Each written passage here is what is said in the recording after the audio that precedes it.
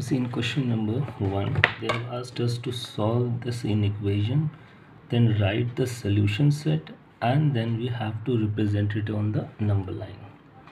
Now here this is the inequation given to us. So first of all, we will be solving for the first inequality. So for the first inequality, you can see the left side is 2x plus 1, and on the right side we have x minus 7 minus x upon 3. So let us take the LCM on the right side. So it will be 2x plus 1. LCM on the right side will be 3. So this will give you 3x. Now this will be multiplied with 1. But remember, there is a minus sign over here. So when you multiply it with 1, it will give you minus 7 and plus x. Note down this step. Now when you cross multiply, you are getting 6x plus 3. Here you are getting 4x minus 7. So 6x minus 4x is greater than or equal to minus 7 minus 3. So on solving this, you will be getting 2x is greater than minus 10. So x is greater than or equal to minus 5.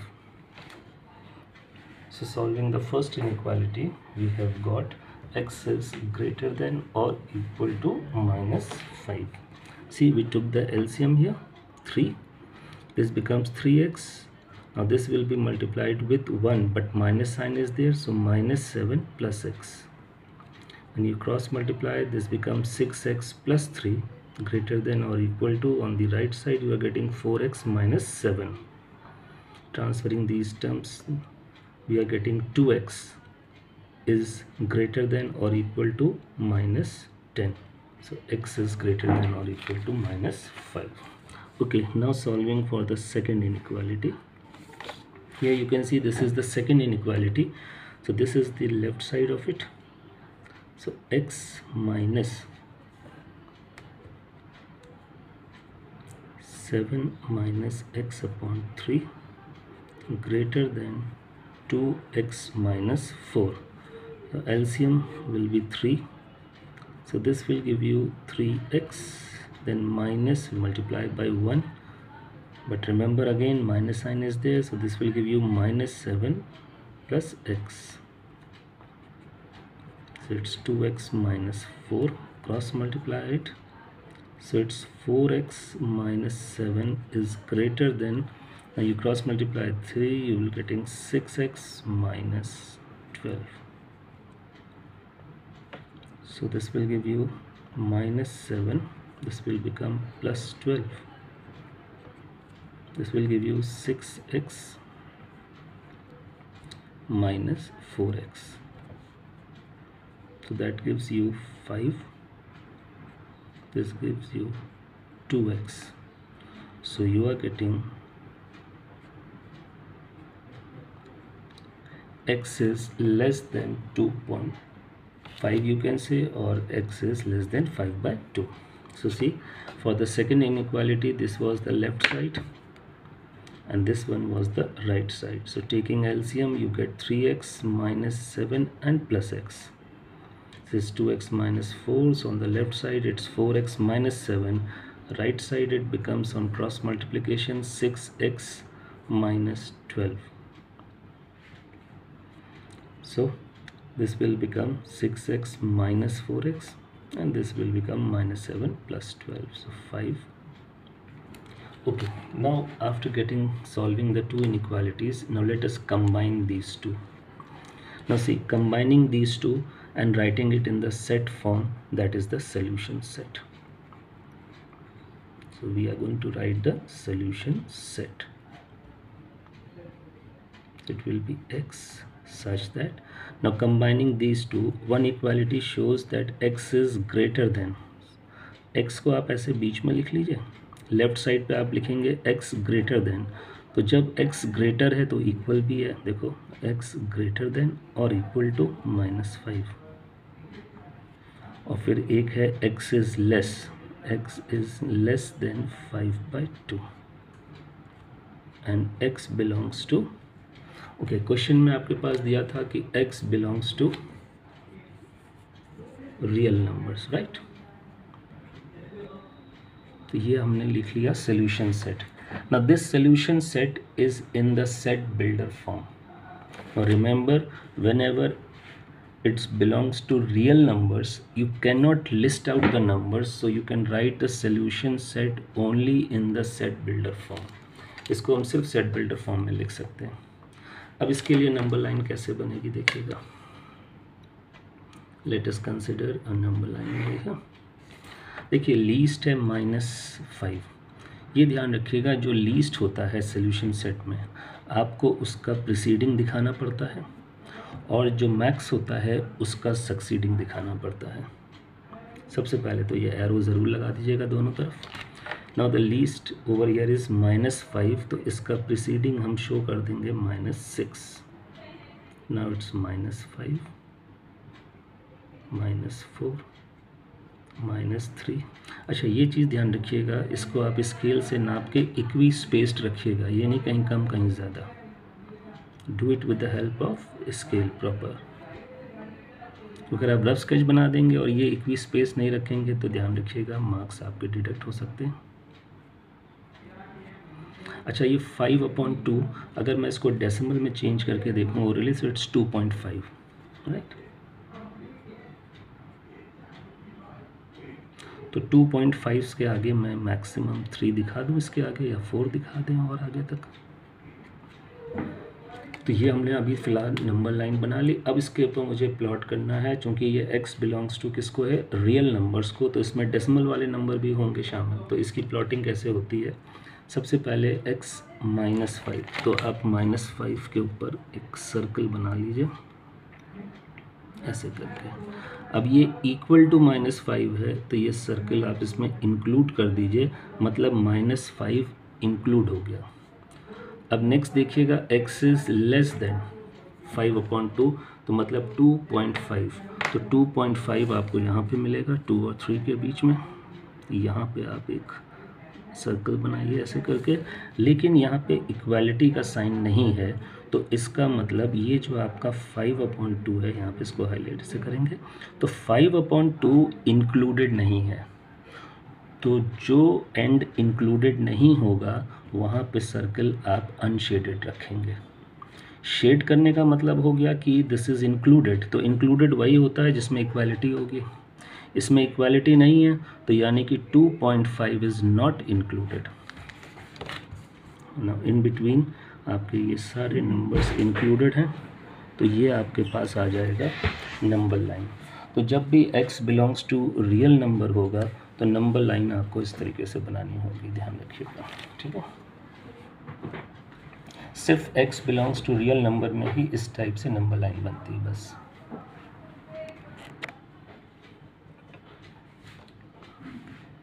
Now see in question number 2 आपके पास ये equation है, इसमें भी हमको solution set लिखना है और number line के ऊपर रिप्रेजेंट करना है। चलिए हम फर्स्ट इनइक्वालिटी लेते हैं, इसका ये लेफ्ट साइड है -3 × x - 7,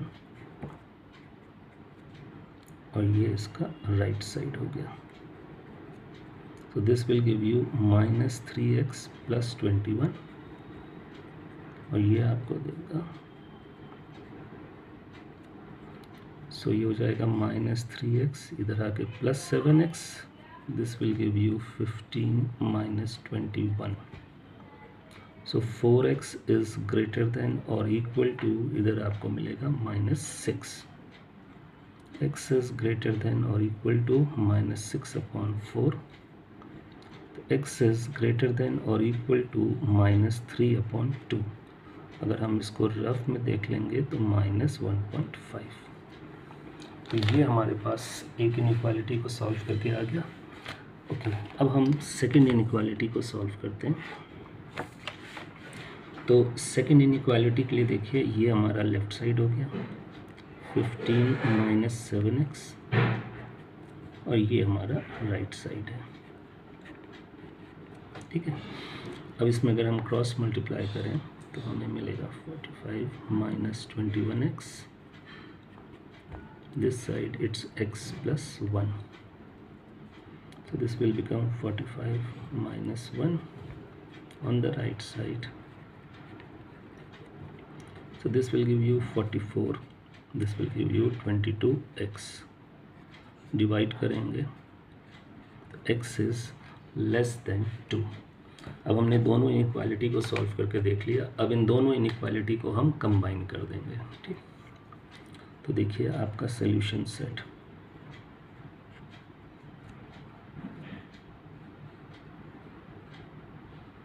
अब इन दोनों को कंबाइन करना है, x को बीच में लिखिए, लेफ्ट साइड पे लिखिएगा x ग्रेटर, तो जब x ग्रेटर है तो इक्वल भी है, ग्रेटर देन और इक्वल टू -3/2। अच्छा x लेस, तो जब x लेस है तो इक्वल का साइन नहीं है, ध्यान दीजिएगा, लेस देन 2। और क्वेश्चन में कहा गया है x belongs to whole number. अच्छा, अब एक चीज़ का ध्यान रखिएगा, जब कभी भी x belongs to real numbers होता है तब उस केस में सॉल्यूशन सेट जो होता है वो सिर्फ सेट बिल्डर के फॉर्म में लिखा जाता है। लेकिन जब x belongs to whole number हो, नेचुरल नंबर्स हो या इंटीजर्स हो, तो उन केसेस में सॉल्यूशन सेट आप सेट बिल्डर फॉर्म में भी लिख सकते हो, एज वेल एज आप उसको रोस्टर फॉर्म में भी लिखोगे। बस ये ध्यान रखना, x belongs to real numbers में आप रोस्टर फॉर्म नहीं लिख सकते हो, लेकिन बाकियों में आप रोस्टर फॉर्म भी लिख सकते हो। अब देखिए x जो है वो ग्रेटर देन और इक्वल टू -1.5, लेकिन x belongs to whole number है तो मैं कोई भी नेगेटिव नंबर तो ले ही नहीं सकता हूँ, क्योंकि होल नंबर की शुरुआत होती है फ्रॉम 0, तो मैं स्टार्टिंग करूँगा फ्रॉम 0 और मुझे जाना है लेस देन 2, तो मतलब 1 तक। देखिए, तो ये हमारा सॉल्यूशन सेट हो गया। ये सॉल्यूशन सेट हमारा सेट बिल्डर फॉर्म में है और ये सॉल्यूशन सेट हमारा रोस्टर फॉर्म में है। ये आपको याद रहेगा कि ये रोस्टर फॉर्म में लिखा है जब हम लिस्ट आउट करके लिख देते हैं, और जब हम इसको एक इक्वेशन के फॉर्म में लिख देते हैं तो ये एक स्टेटमेंट के फॉर्म में, तो ये हमारा सेट बिल्डर फॉर्म होता है।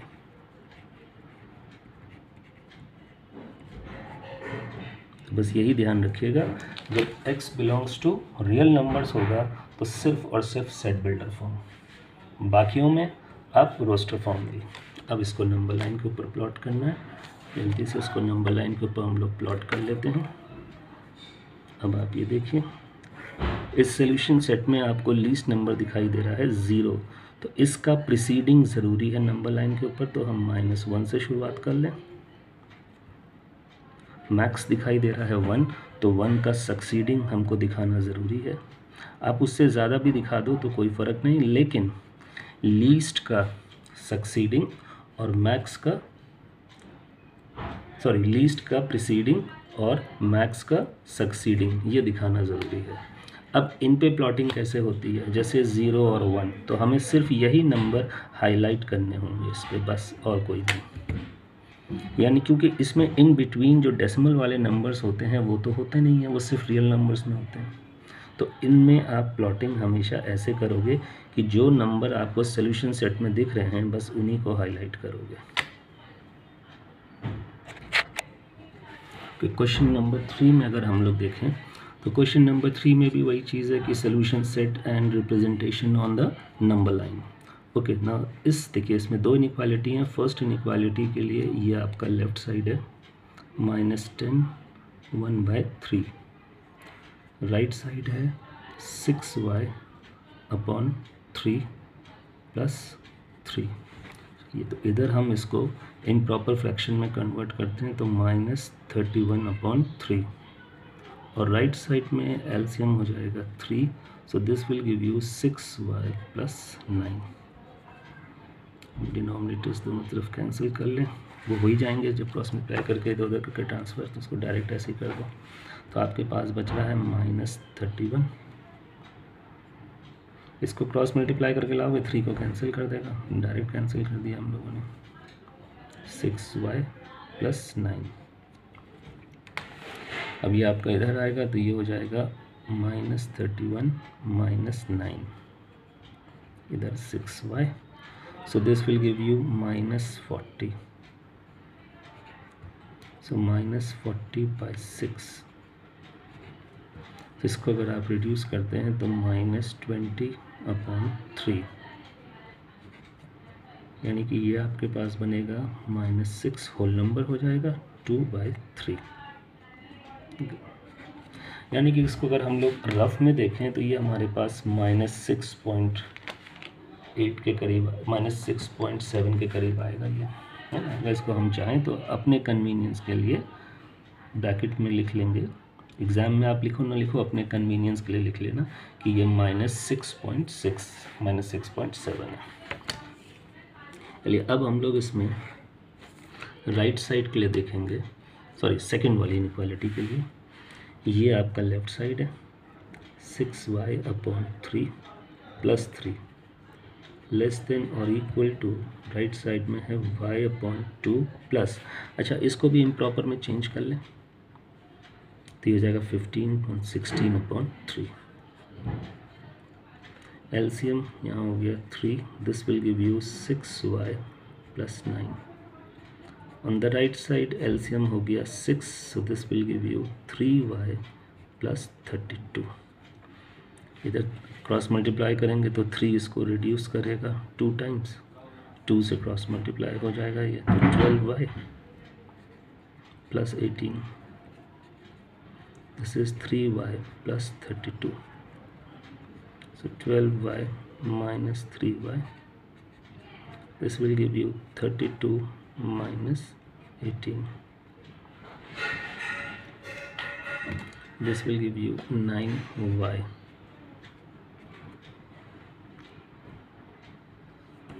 ठीक है, एक बार इसको फिर से देख लेते हैं क्या था ये आपके पास, 6y/3 + 3, राइट साइड था y/2 plus, this will give you 16/3, LCM हो गया 3, 6y + 9, इधर एलसीएम हो गया आपका 6, सो 2 3y, 3 2 टाइम्स, सो 32,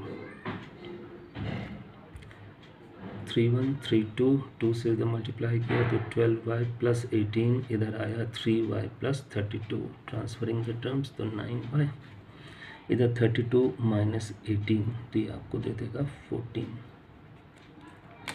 तो y आपका हो गया लेस देन और इक्वल टू 14/9।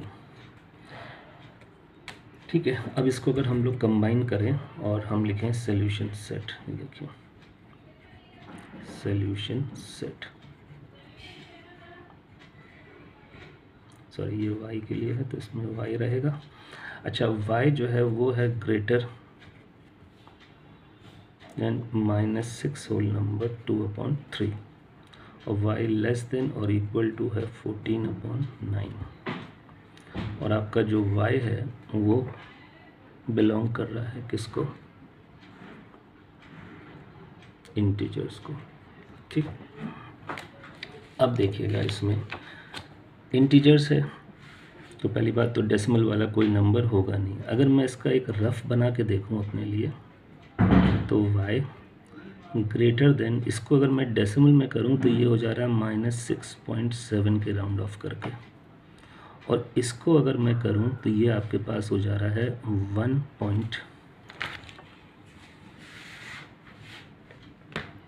1.6 के आसपास हो जाएगा ये राउंड ऑफ करके। इसका मतलब अब मुझे चाहिए इंटीजर्स जो -6.7 से बड़े होंगे और 1.6 से छोटे होंगे। इंटीजर्स में ध्यान रखिए नेगेटिव नंबर भी आते हैं, बस डेसिमल नहीं आते हैं।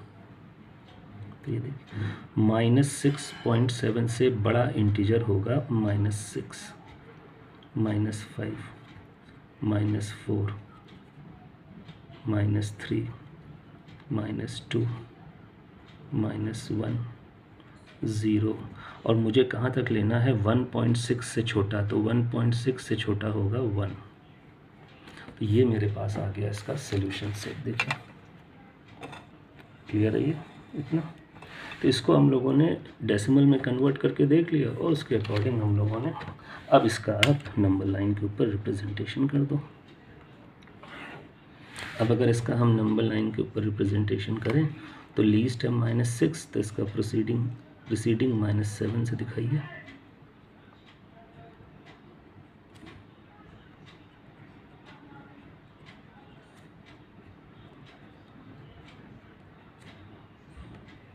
अच्छा, मैक्सिमम है 1, तो इसका सक्सीडिंग 2 तक दिखा दीजिए।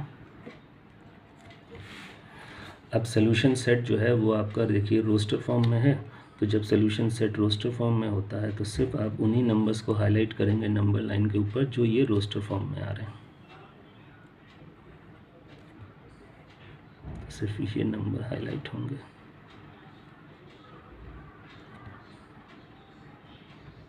तो ये आपका इसका सोल्यूशन सेट हो जाएगा। तो ये ध्यान रखिएगा कि इसको अगर हम लोग डेसिमल में कन्वर्ट कर लेंगे तो हम लोग को क्लियरली समझ में आ जाएगा। y बिलोंग्स टू इंटीजर्स था, तो इंटीजर में आप कोई डेसिमल नंबर तो लेंगे नहीं, हाँ माइनस वाले नंबर ले लेते हैं। तो -6.7 से बड़ा इंटीजर होगा -6, फिर उसके और बड़ा -5, -4, और हमें लेना कहाँ तक, 1.6 से छोटा यानी कि 1 तक। तो ये आपके सारे सोल्यूशन सेट में आ गए। बस इसका ये नंबर लाइन पे रिप्रेजेंटेशन हो गया। ओके, ना देखिए क्वेश्चन नंबर 4 में आपके पास 2 सेट दे रखे हैं P और Q। P के लिए ये है इन इक्वेशन और Q के लिए ये है इन इक्वेशन। तो हमें क्या करना है, सबसे पहले तो P और Q दोनों को नंबर लाइन पे रिप्रेजेंट करने को कहा गया है। इसका मतलब आप P और Q दोनों को सॉल्व करेंगे और दोनों के पहले तो आप सोल्यूशन सेट बनाएंगे। तो देखिए ये वर्किंग मैंने आपको दिखाई है P के लिए। देखिए P में ये आपका जो फर्स्ट इनइक्वालिटी है ये -3 + x ये इसका लेफ़्ट हो गया, और 8x/3 + 2 ये इसका राइट हो गया। अब जब इसको हम लोगों ने सॉल्व किया एलसीएम लेके, तो हमारे पास आया x इज़ ग्रेटर देन और इक्वल टू -3। ऐसे ही P का अगर आप देखिए तो ये 8x/3 + 2 ये इसका लेफ़्ट हो गया सेकेंड इनइक्वालिटी का, एंड 14/3 + 2x ये इसका राइट हो गया। अब इसको भी हम लोगों ने एलसीएम लेकर के सिंप्लीफाई किया, तो हमारे पास आया x इज़ लेस देन और इक्वल टू 4। ठीक है, तो अब मेरे पास दोनों इनइक्वालिटी सॉल्व करके आ गई। इनको अगर मैंने कंबाइन किया तो ये देखिए P हम लोगों ने सेट बिल्डर फॉर्म में रिप्रेजेंट कर दिया। अब P में क्या था कि x बिलोंग्स टू इंटीजर्स है। अब अगर x इंटीजर को बिलोंग कर रहा है तो आप सोल्यूशन सेट में एलिमेंट्स को लिस्ट आउट कर सकते हैं। इंटीजर्स में नेगेटिव नंबर भी होते हैं, तो -3 से हमने शुरुआत करी, इक्वल टू -3 था और इक्वल टू +4 तक। तो ये सारे एलिमेंट्स हमने P के निकाल लिए। तो जो सेट P था उसकी इन इक्वेशंस को हमने सॉल्व करके ये इसका सोल्यूशन सेट निकाला है। ठीक है, तो मैंने इसको डायरेक्ट आपको वर्किंग दिखाई नहीं, क्योंकि आपको मैंने सिखा तो दिया है कि कैसे वर्कआउट करना है। अब मेरे पास दूसरा सेट देखिए तो है Q। अब Q में भी 2 इनइक्वालिटीज़ हैं। हम अगर फर्स्ट वाली इनइक्वालिटी को देखें तो -3 लेफ़्ट है और -½ -2x/3 ये इसका राइट है।